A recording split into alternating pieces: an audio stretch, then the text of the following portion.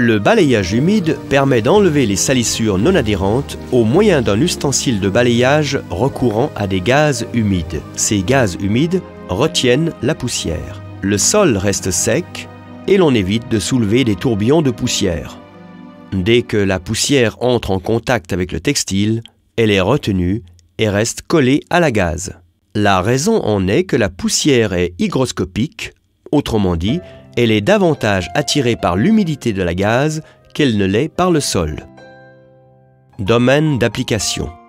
Le balayage humide convient à tous les revêtements de sol à la fois secs et lisses qu'il s'agit de débarrasser de salissures non adhérentes sans soulever des tourbillons de poussière.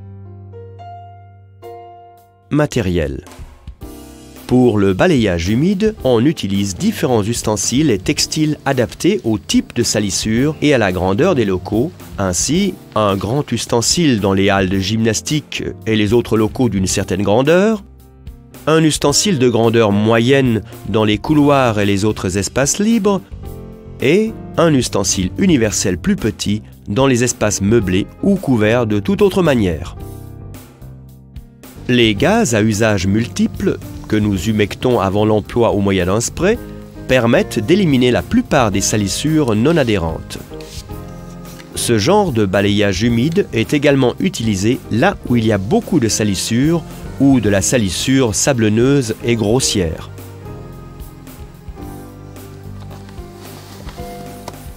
Les gaz à usage unique sont déjà pré-humectés par le fabricant et peuvent être utilisés tout de suite sans aucun traitement supplémentaire.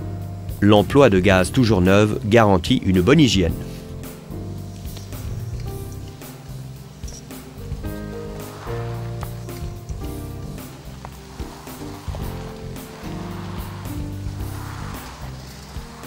Le regarnissage de l'ustensile permet une utilisation optimale de la gaze. Les gazes à usage unique sont idéaux pour l'élimination de la poussière fine, des fibres textiles et des cheveux. Technique d'application. Pour le balayage humide, il convient de respecter un certain nombre de règles de base. Toujours pousser l'ustensile contre la salissure. Également, en faisant des mouvements oscillants, pousser l'ustensile contre la surface à nettoyer.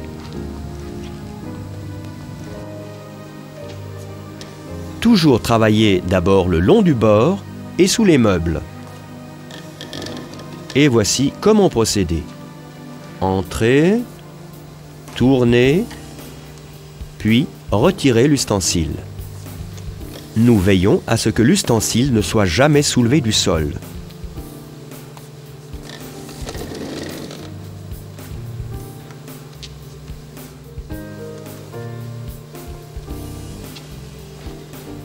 La forme trapézoïdale permet de nettoyer aisément également les coins et les bords. Dans les espaces d'une certaine grandeur, nous divisons la surface en plusieurs segments.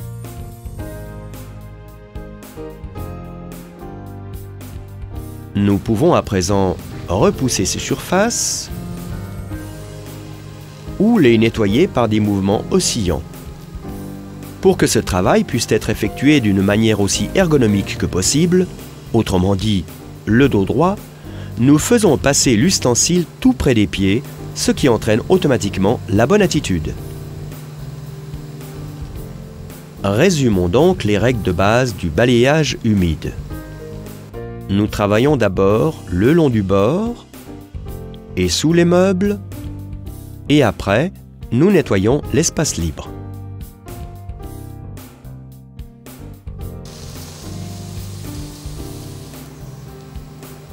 Pour finir, nous retirons la gaze et enlevons la salissure restante avec la pelle et la balayette.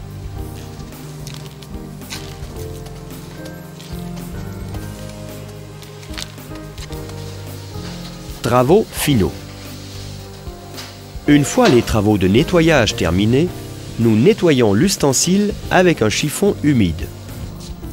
Les gazes à usage multiple doivent être lavés pour le prochain emploi.